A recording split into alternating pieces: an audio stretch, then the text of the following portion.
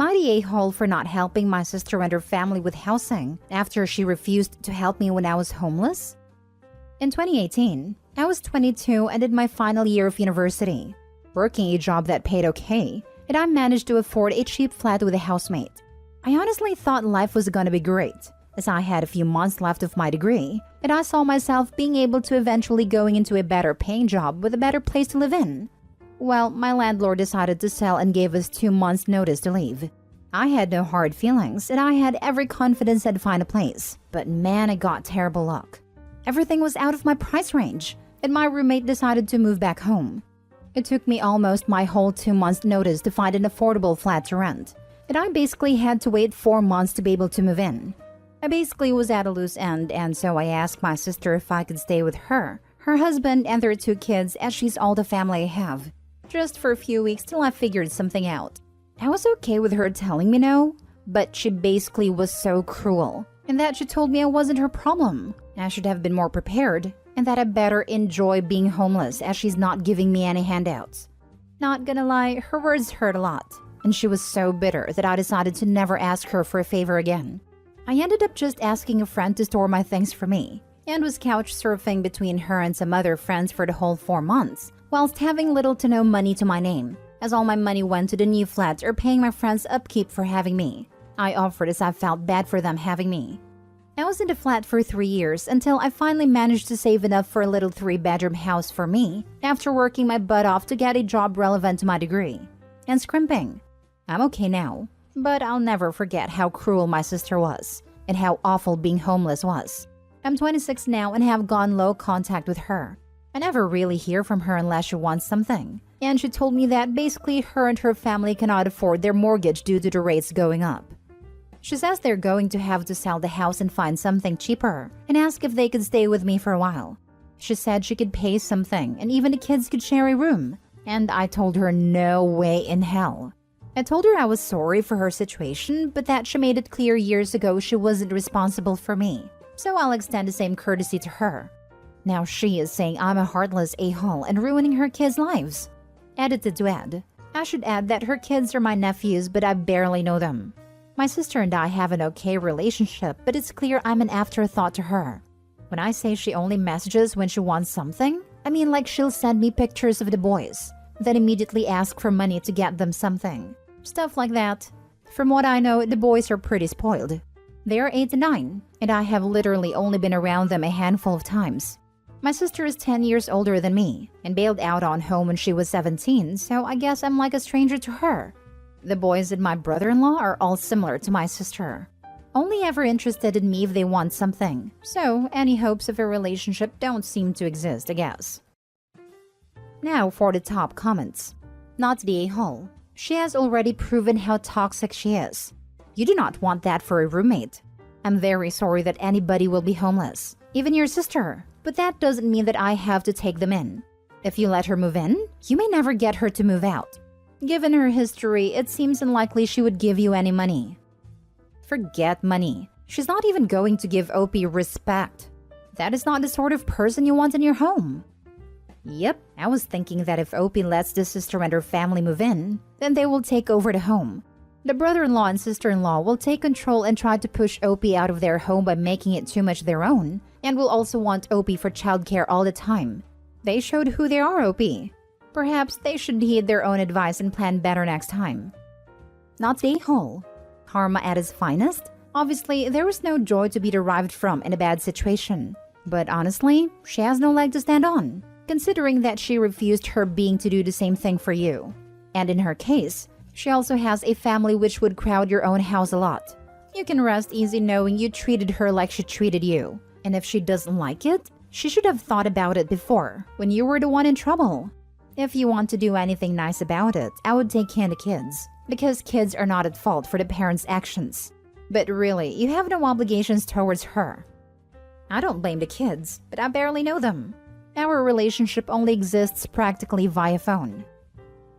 Next story. Am I the a-hole for telling my wife I won't help, and I will leave our house if her brother comes to Thanksgiving? My wife and I are supposed to host Thanksgiving for her family this year. Her parents are flying in tomorrow night and are staying with us until Saturday. Her sister and her family live a couple hours away, so they are coming just for the day on Thursday. One family member that I specifically asked about was her younger brother, Mike. Mike has struggled with substance use and gambling for as long as I've been with my wife. Shortly after my wife and I got married, he conned my wife out of about $5,000. She pulled the money from our shared account without talking to me about it. The money was supposed to be for a down payment on a house that Mike was going to renovate and flip, and he promised my wife that he would give her more than double back after he sold the house. Well, he didn't even buy the house. He used the money to pay off some gambling debts, go on a bender, and gamble the rest away. Cherry on top was that we had to pay to bail him out of jail after he got caught breaking into a hardware store near the end of his bender. After that, I told my wife I was done with her brother and want nothing to do with him. She tried to talk me out of it by saying he's still family, and all that BS that enablers like to say. He showed up at our house about 6 months after that, but I was the only one home. He said he wanted to talk to his sister, but I told him to leave before I called the cops. He tried to apologize, but I told him that unless he has $5,000 to put in my hand, I don't want to hear a word he has to say. I told my wife what happened, and she called me out for being a jerk to her brother when he was trying to apologize. But I just don't trust him. When we were planning Thanksgiving, I was told by my wife that Mike is not attending. I specifically asked, and she said he isn't coming. But last night, my mother-in-law called for a final chat before they fly out, to make sure they didn't need to bring anything else. My wife had her on speaker, and mother-in-law asked if my wife had heard from Mike. My wife quickly took her off speaker and left the room. When she came back, she immediately started trying to explain. She said that Mike had apologized to everyone in the family and has been totally clean for almost a year. She said he started his own business and is doing really well. She said that she invited him to Thanksgiving because it's supposed to be about family and coming together. She said that everyone in the family has forgiven him, and she needs me to forgive him too. I told her that if Mike shows up, I will leave. I told her that I have forgiven her for giving him that money without talking to me about it, but I haven't forgiven him, and I don't want to see him. She asked me to do it for her because it's important to her, and I told her that this is a hard boundary for me, and if he comes, I go. She said I'm putting her in an impossible position to choose between her brother and her husband, and I need to forgive him like everyone else has. Not stay whole. If your wife wants to mend a relationship between you and him, work needs to be done on a non-holiday day. She can't expect you to just magically be okay with this. The fact that she lies to you about his attendance and was just going to surprise you with it is another kettle of fish altogether, and would already have me questioning a lot of things about your marriage. I'm guessing that my wife thought that if Mike showed up with her entire family there, they could have a kind of mini intervention and convince me to forgive him because they all have. But to me, it feels like an ambush. That's because it is an ambush. Even if Mike doesn't come, you got a big problem. I'd start looking up marriage counselors if I were you. This exactly, OP. Your issue isn't that you can't trust Mike, it's that you can't trust your wife. I think regardless, the bigger issue is your wife constantly does things and then talks you down about how big of an issue they are. Dude, she's not communicating with you responsibly in your relationship. Seriously. First, she goes behind Opie's back to steal money, then goes behind his back to plan an ambush with her brother. Who knows what else she's doing behind his back? I don't see how she can be trusted after this. Next story. Am I the a-hole for pointing out that my brother lives a very privileged life? My 45 male, older brother 51 male lives with me. He's never really been good at life. He's had a few jobs here and there, but mostly just stuff like Walmart, McDonald's, and he delivered pizzas for about a month. He's never held down a job for more than 60 days. He dropped out of high school and never bothered to get a GED, let alone any college/trade school. He mostly just sits in his room drinking my booze, smoking my pot, and eating my food while he plays whatever JRPG he's currently obsessed with. I don't mind this. I truly don't. I did well in life and my wife invested our money very well, so we're comfortable. I have more than enough resources to support him fully for the rest of our lives, and I intend to do so. He's not taking food out of my kids' mouths. He's not cutting into their college funds. It's literally extra money that I would just be squirreling away if I didn't spend it on him.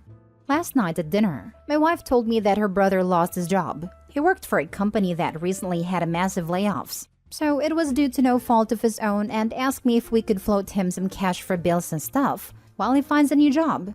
I told her to have him send me an estimate of how much he needs to cover 6 months, and that was that. Or so I thought. My brother proceeded to head over to Facebook and post a rant about how people need to be more self-reliant and not ask for handouts they didn't earn. He didn't mention my brother-in-law by name, but it was pretty clear that that's what triggered his rant. I commented on his post and I asked him how living off of me for the past 9 years was self-reliant. I told him that he is in an incredibly privileged position because not everyone has a millionaire brother to pay all their bills for them. I also asked how the allowance I give him every week is not a handout. Anyway, a bunch of his friends from his video game started clowning on him in the comments. Apparently, he tells people online that he's an investment banker. So he deleted the post and has not come out of his room since. There's an ensuite bathroom, don't worry. My wife says it was messed up for me to call him out publicly like that, and that I could have been more respectful about it.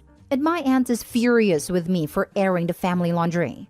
So I kind of think I might be the a-hole here. Not for what I said, but for the fact I said it publicly. But at the same time, I don't feel like the a-hole because his rant was public too. Now for the top comments. Not the a-hole. A prime example of fool around and find out. I'd kick him out to prove a point, honestly. No way I could do that over this. It'd be one thing if he were dangerous. Like, I'd toss him out in a heartbeat if I felt we weren't safe with him here. But being a bit of a prick isn't enough for me to make him homeless. And that's what I'd essentially be condemning him to. There's nowhere else to go, and he has no skills that could make him enough money to survive. Even still, you should stop coddling him. He can't even work at Walmart for longer than 2 months? He said it made him feel like a slave to the capitalist machine, so he had to quit. He also didn't want to sell hours of his life $8 at a time, which honestly I kind of agree with. $8 per hour is insanely low. Even a cheap apartment out here is $600 per month. So that's like 2 weeks of full-time work before taxes, just to pay rent.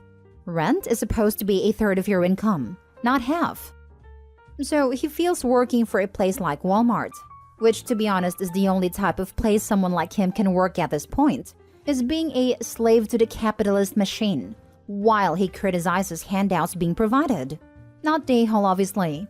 You are saving this man's life, and he's insanely lucky to not be homeless right now. Not the a-hole. He decided to do something unnecessary in public. Your aunt seems very fond of him. Will she be taking him in soon? She literally can't. She's in publicly subsidized senior housing. They can't even have overnight guests, let alone move someone else in with them. They'd both end up on the street. The more I think about this, the more shocking I find their attitudes. I have this with my brother-in-law and sister-in-law. They live with my parents-in-law, but because they aren't physically receiving cash from them, just a home and food and use of the car, they don't think they're scrounging. Legit said they were financially independent. Last story. Am I the a-hole for not helping my sister pay for college after I used her college fund? I, 30 female, have a sister Anna, 27 female, and we used to be close, and I thought we had a good relationship. Then my ex-boyfriend James, 30 male, entered the picture. I met him while in college and was completely head over heels for him. I thought we were going to get married, get a house, have babies, and all the other sappy rom-com cliches. He was the second boyfriend I ever had in life at a time. When my sister first met him, she said that she couldn't possibly see what I saw in him and would sometimes show passive-aggressive hostility. My sister was one of the most important people in my life, and I really wanted her and James to get along. So, I encouraged outings with the three of us from time to time. Then one day I got sick at one of the planned outings, but insisted that it was okay for James and Anna to go without me. After that, Anna and James became more friendly with one another, and I was actually happy. Until one day, my parents sat me down and told me that Anna was pregnant and how she was going to marry the father. I was shocked, and when I asked who the father was, my heart was shattered when they told me it was James. Anna was staying at our grandparents' house in another state, but when I went to confront James, his sister came out and apologized to me for the situation, and that their parents and mine were pressuring Anna and James to marry after they got caught. I was so distraught, and to make it up to me, my parents offered to pay for my trip abroad, as well as grad school while giving me an allowance. They told both Anna and me that the money was going to come out of whatever they had saved for her college expenses as restitution to me, and said that Anna needed to focus on being a mother first, and that school would have to come later. After spending a lot of weeks sobbing over it, I agreed to their offer and stopped speaking to Anna and James. Fast forward to now. James has passed away and Anna has 2 kids to support. She's yet to find a job that will pay her enough and decided to go back to school. Anna is struggling really hard with her finances and asked me if I would be willing to loan her the money and that she'd pay me back after graduation. I have the money and she knows it, but I told her no. She got upset and called me selfish because by punishing her, I was effectively going to make her kids suffer as our parents are no longer in a position to help. I've started to get messages from people stating that I owe her for taking her college money and calling me the golden child, but I don't see it that way. Am I the a-hole? Edited to add, my sister was 18 and a senior in high school when she met James. She was 19 or 20 when she gave birth.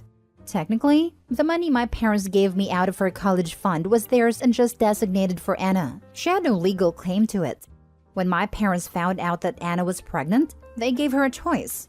Put the baby up for adoption. Keep the baby and marry the father. Keep the baby but don't marry the father and be disowned. Not the a-hole. Continue no contact and live your life. She didn't care about you until she wanted something from you. Her kids are not your responsibility. This, she made her bed and now let her lay in it.